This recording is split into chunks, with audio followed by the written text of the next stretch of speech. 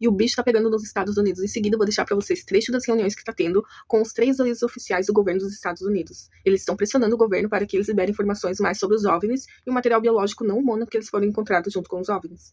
Segundo os oficiais, os Estados Unidos está de posse desses OVNIs e não revela o que está acontecendo, sabem que está sendo feito estudos e não libera essas informações.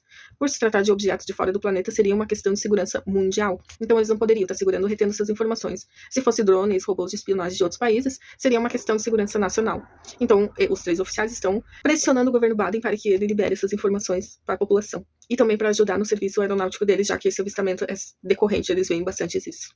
E cá entre nós, vocês acham que só os Estados Unidos têm posse de OVNIs? Só os Estados Unidos têm OVNIs e seres em posse deles? Porque eu acredito que em outros países também tem, tá?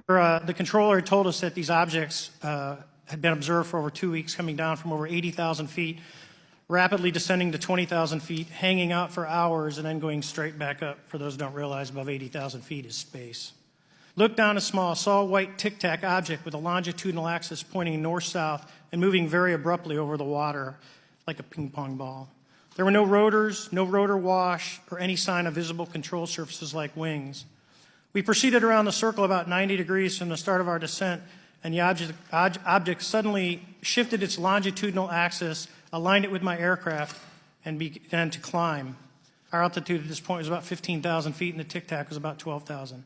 As we pulled nose onto the object, within about a half mile of it, it rapidly accelerated in front of us and disappeared.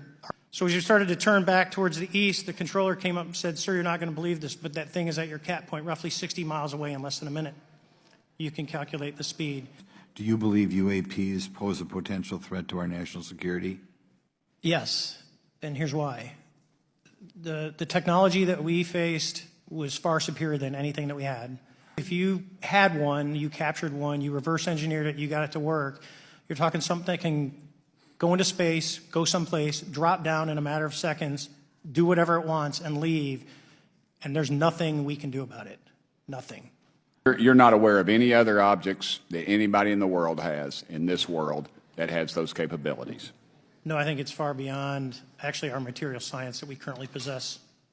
Mr. Gresh, a couple of questions for you too, sir, this morning. What percentage of UAPs do you feel are adequately investigated by the U.S. government, of the 5% that are reported? I can only speak for my personal leadership over at NGA. I tried to look at every report that came through that I could triage. So, do you believe that officials at the highest levels of our national security apparatus have unlawfully withheld information from Congress and subverted our oversight authority?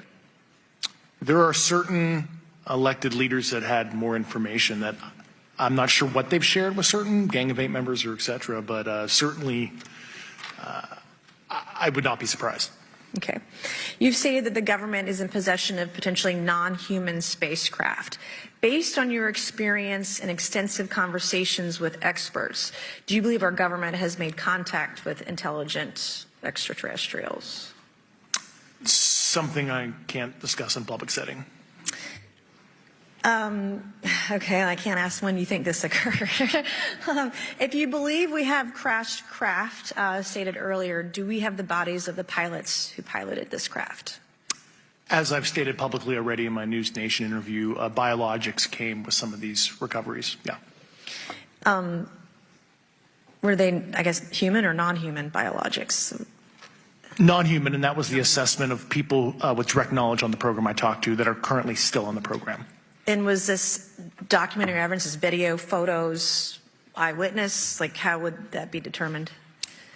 The specific documentation I would have to talk to you in a skiff about. Gotcha. Yeah.